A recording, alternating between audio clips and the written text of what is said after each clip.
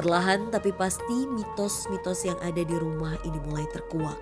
Di mana adanya sosok wanita berbadan ular ini membawa kami menuju titik terang tentang adanya kerajaan ular di area ini. Namun, apakah kerajaan itu benar adanya atau malah hanya mitos belaka?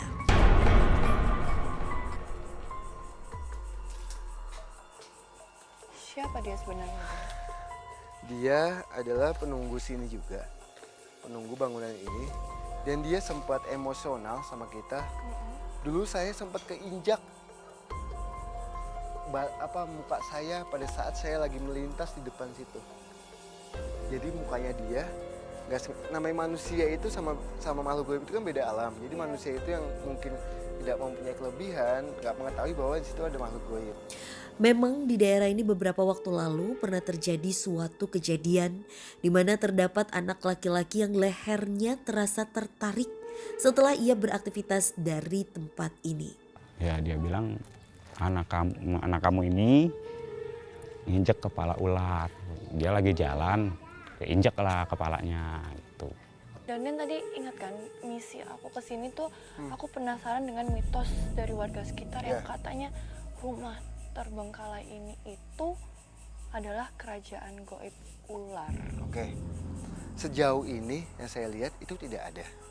Tapi kalau untuk sosok yang bisa kita bilang dia melilit badannya di batang dengan wajah wanita itu emang ada. Tapi kalau untuk segi pintu gaib atau kerajaan gaib di sini nggak ada sama sekali. Kayak ada suara desisan ular gitu serius. Betul. Di bawah situ. Ya. Dan Dia emang sudah mulai kayak badannya itu ke atas dan kepalanya itu kayak begini.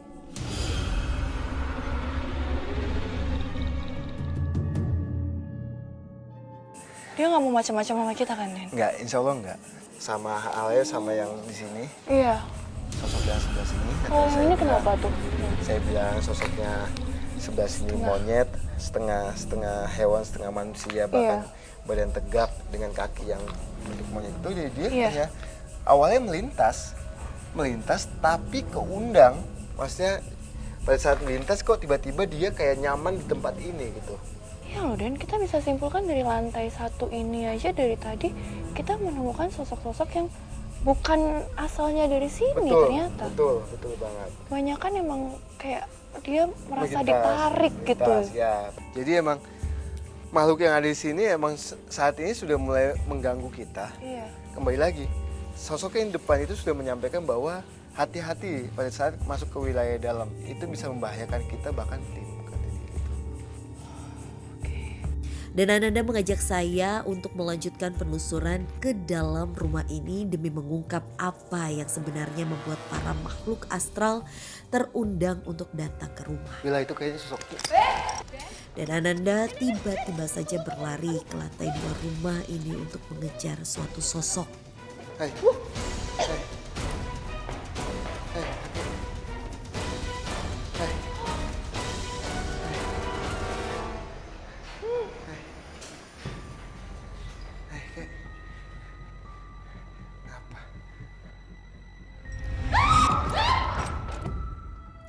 Entah apa yang terjadi, ketika Dan Ananda sedang berkomunikasi, tiba-tiba saja kembali berlari menuju lantai dasar rumah.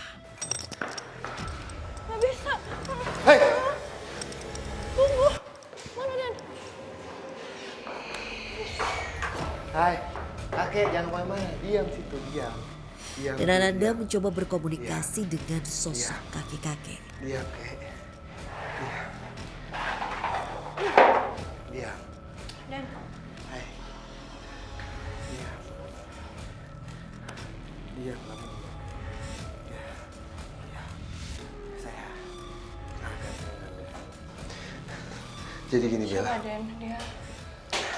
di belakang kita ini ada sosok kakek-kakek sangat-sangat tua dengan dia pakaian kaos oblong. Iya. Bu! Den. Ada suara di belakang. Iya, dan dia menggunakan kain Iya. kayak kaki begini, menggunakan kain dengan sabuk hijau dan kaos oblong. Enggak, maksudnya kayak kenapa dia nggak mau diajak komunikasi baik-baik gitu, kayak kenapa dia lari-larian sampai harus kita kejar kayak gini. Jadi dia nggak mau ketahuan bahwa dia suka mengganggu manusia yang ada di sini. Itu Bella. Jadi sosok ini bisa kita bilang mengganggu juga, tapi mengganggunya itu biasanya pada saat di jam sholat subuh. Adanya sosok kakek ini pernah pula dilihat beberapa warga yang tinggal di area sekitar rumah. Mau sholat subuh, dia ngeliat kakek-kakek lagi ngerokok di sini. Diajak sama dia sholat, katanya, "Pak, ayo sholat Pak." Terus kata dia, "Ya, ibu sebaik lagi, udah nggak ada." Cuma kalau orang-orang luar ini bilang serem, angker. Dan mengajak saya untuk pergi ke area lain dari bangunan ini demi mengungkap misteri yang ada.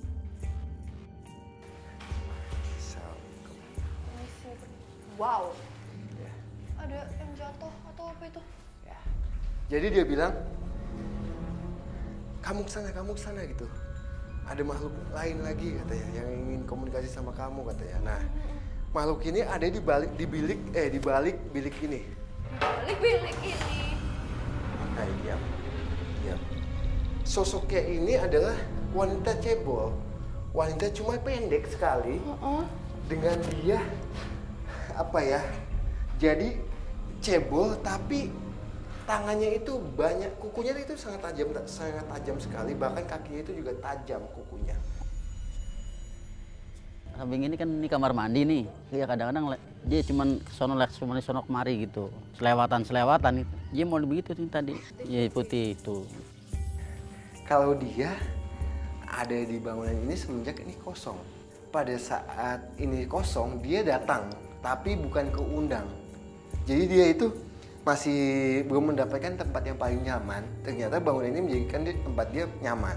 Nah, pada saat ada suatu kejadian di bangunan ini, dialah yang juga memanipulasi hal itu. Adanya sosok wanita berambut gimbal ini ternyata mampu untuk memanipulasi, bahkan adanya mitos yang selama ini beredar di masyarakat tentang area rumah merupakan kerjaan ular, merupakan hasil dari manipulasi sosok ini. Kalau dalam penglihatan dia tuh di rumah ini nggak gelap, terang kayak istana gitu. Banyak orang pesta gitu di meja makan, cuman pakaiannya kayak pakaian Majapahit.